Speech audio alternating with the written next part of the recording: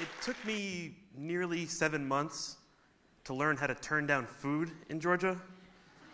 And if you've ever been a guest in this country, maybe you've had this experience. You're at a dining table. The table is full of food. And when I say full, you literally think that they can't fit any more food on, but then they start stacking the dishes like 2 and 3 levels high. So you get a plate in front of you, and they fill the plate up with food 2 and 3 levels high, and it looks amazing.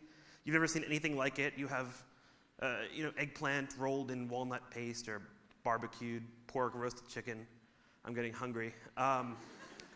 So you get this plate, and you think, wow, that's a lot of food.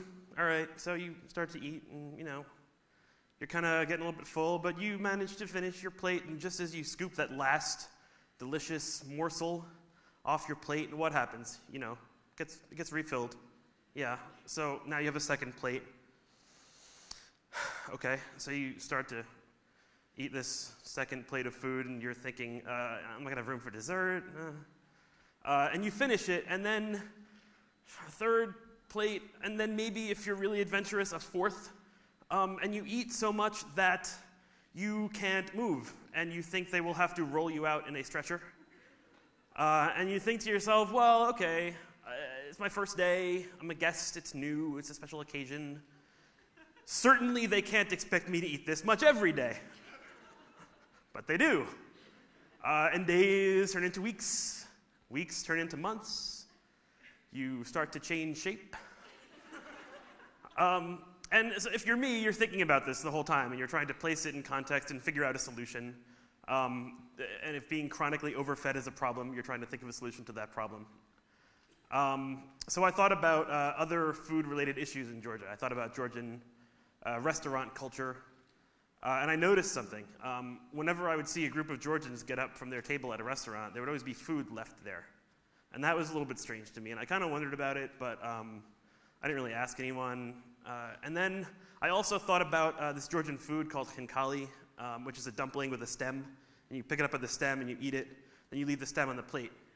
And I've been told in no uncertain terms that you do not eat the stem, and that if you eat the stem, people will think that you are poor and starving.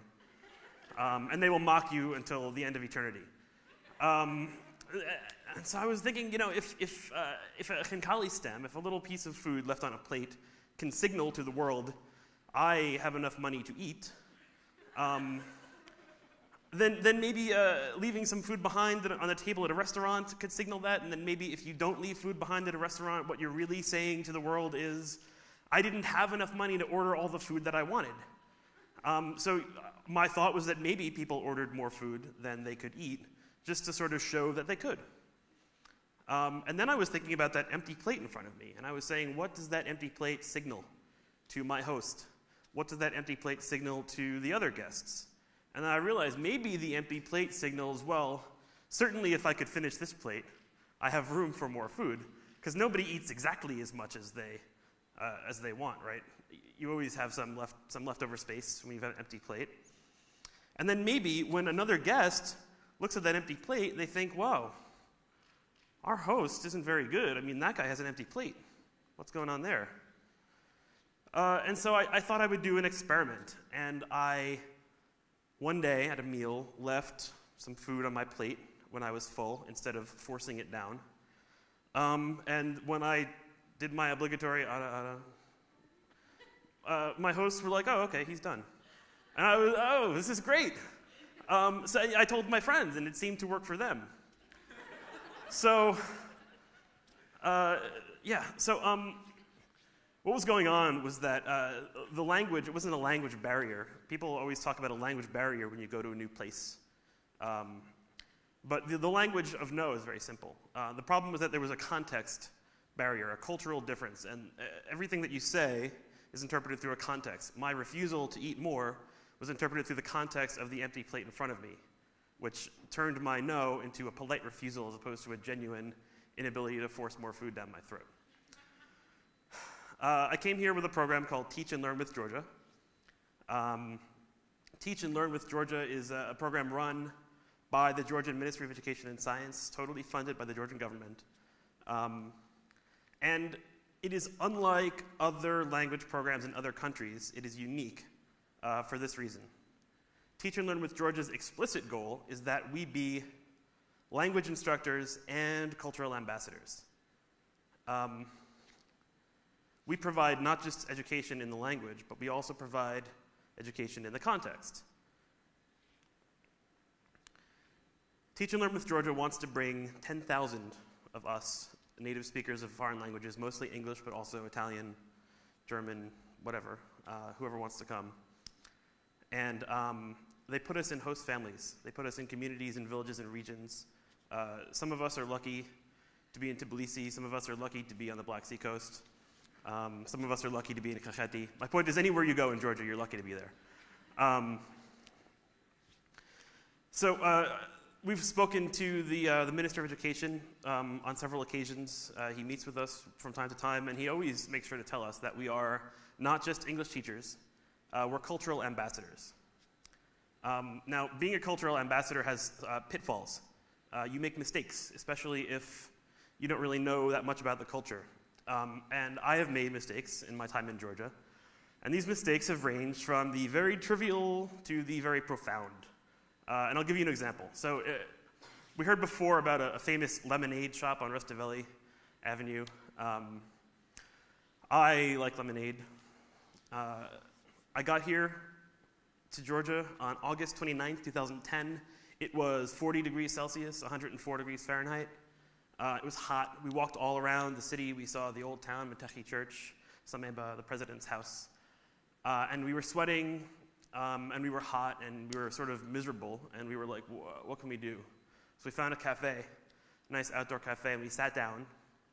We looked at the menu, and the menu said lemonade. And we rejoiced, because if you're from North America, lemonade is the most refreshing beverage available to you for the summer heat. And all throughout the American South, lemonade is a summer drink of choice. And in North America, lemonade is lemons, sugar, water, ice, and if you're feeling real fancy, some mint leaves. So we ordered lemonade, and what we got was a carbonated beverage that tasted like pear. And we were confused. And we drank our pear soda. Or if you're from the American Midwest, maybe you call it pear Coke or pear Pop or pear Cola or pear-flavored soft drink. I mean, there's no general consensus on what to call this stuff, but lemonade, no, not in America. But now we know. So now we know that if we want soda, we ask for lemonade, easy. On a more profound level, I had an interaction with cultural taboo.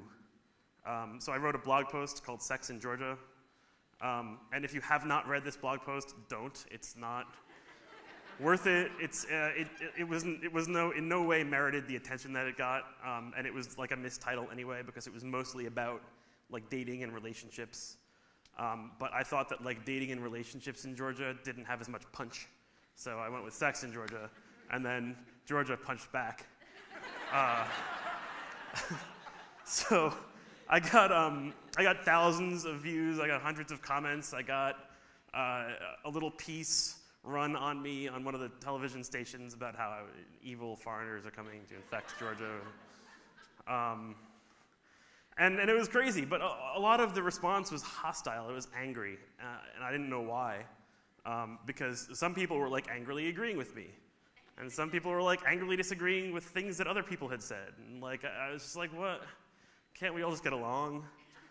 But that reminds me, because over the first few months of my time in Georgia, I realized that there was something that Georgians were doing sometimes that caused the same kind of feeling in TLG volunteers, and that was in their conversations about race. Georgians are not racist people. Georgians are probably the most tolerant people overall that I could even imagine.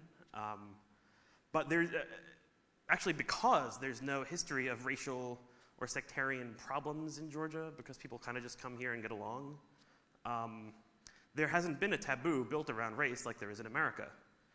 In the United States of America, we very carefully construct language around the taboo of race, just in order to signal to each other that we're having a respectful discussion as opposed to a disrespectful discussion. And this language is confusing. It's confusing to us. It can be extremely confusing to people for whom English is a second or third or fourth language.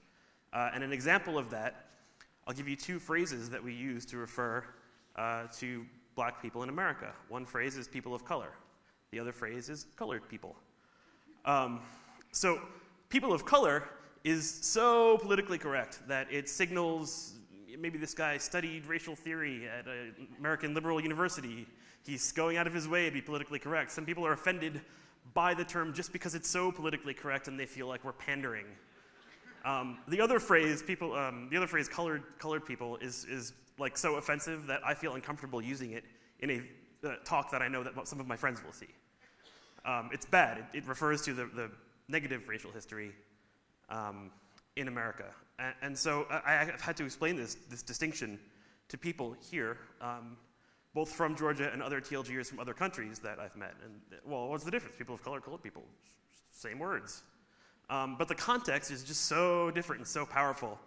And so when I started to think about how people in Georgia were making me a little bit uncomfortable in their talk about race, and it wasn't that they were saying racist things, it was just that they weren't signaling to me that they understood the taboos. And so I realized that probably what happened with my post about sex in Georgia was that whether or not what I said was correct or incorrect, valid or invalid, I think the anger probably came more from the fact that I just failed to signal to the Georgian people that I respected their taboo and I respected their culture. And in subsequent discussions, I've learned to navigate that a little bit better. I've learned to signal my respect, clumsily perhaps, but I haven't gotten any more controversy on that scale, thank God.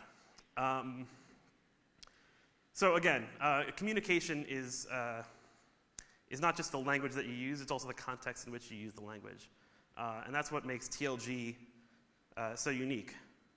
TLG recognizes, I think maybe implicitly or maybe somebody actually explicitly came out and said this, that if you just teach language in the classroom, you're not really equipping your next generation with the proper tools to communicate, to do business, to become friends, to trade, to use the internet in an increasingly interconnected global community.